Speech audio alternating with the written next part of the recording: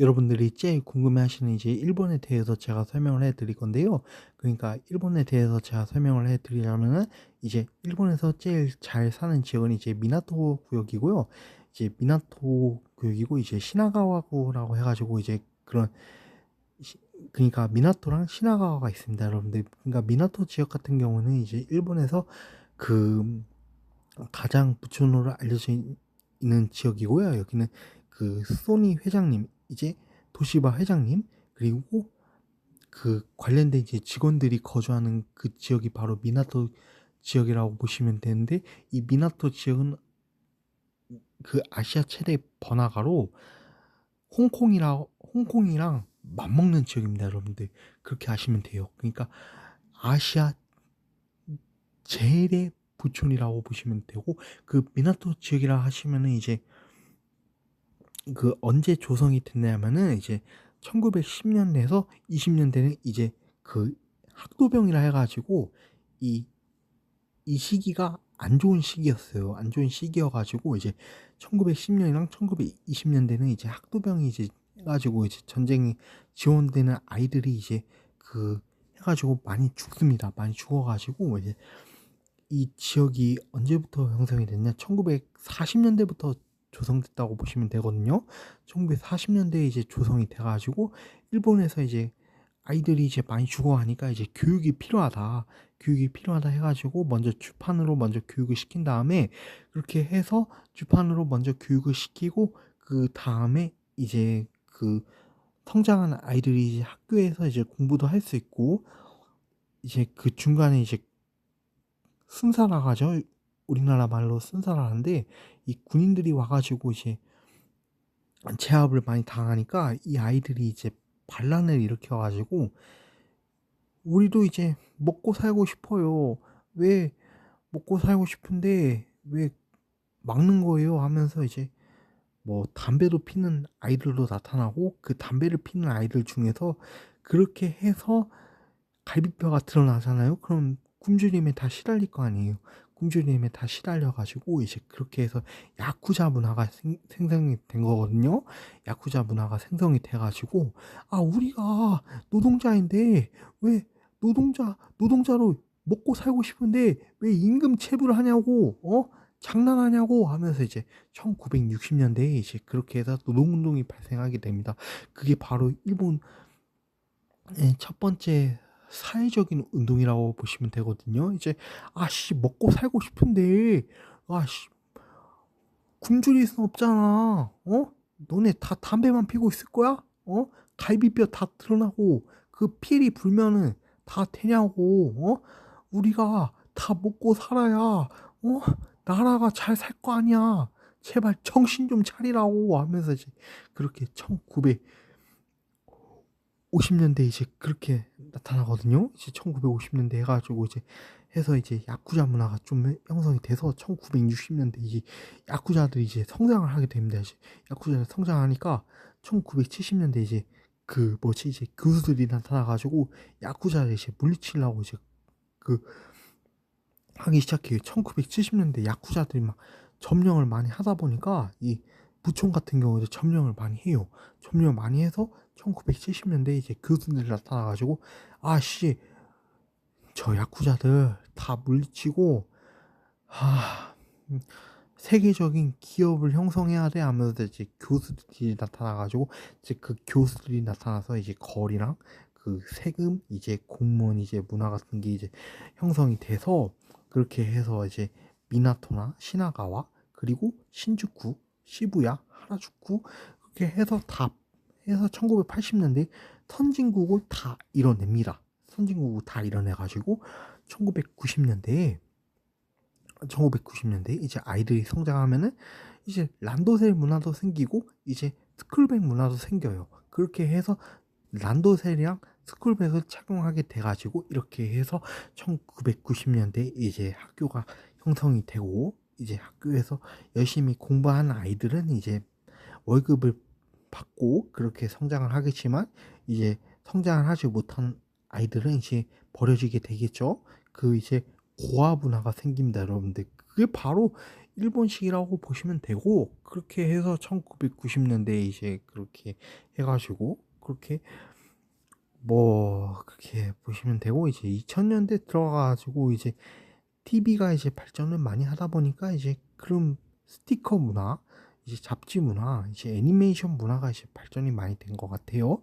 발전이 많이 돼서 그 부분에 대해서 1990년대 후반에 대해서 이제 해가지고 닌텐도라는 기업이 이제 성장을 하게 됩니다. 성장을 하게 돼가지고 이제 닌텐도에 있는 그 미야모토 시게루라는 그 사람이 이제 나타나거든요.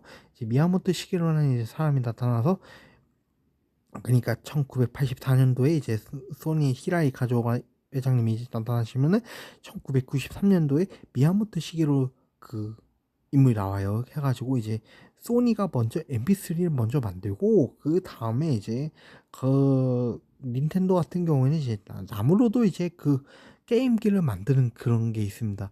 뭐 닌텐도에 대해서 좀 역사에 대해서 좀 설명을 해드리면은, 이 나무로도 이제 게임기를 만들고, 그 여기 부분에 대해서는 그 공학적인 부분에 대해서는 전문가들이 많이 있는 그 많이 있어가지고 이제 발전이 많이 되는 부분에 있어요. 그래가지고 이제 그런 2000년대에 이제 그렇게 해서 소니와 닌텐도가 성장하면서 이제 한국에 이제 넥슨이 들어와가지고, 넥슨이 갑자기 게임을 만들기 시작한다고 해요. 근데 이제 닌텐도가, 우리가 게임기 만들어 줄 테니까 넥슨은 그냥 잠자코 있어. 그러면은 우리 닌텐도가 얼마나 성장을 많이 했는지 그럼 알게 될 거 아니야 하면서 이제 닌텐도가 넥슨을 쳐버리게 돼요.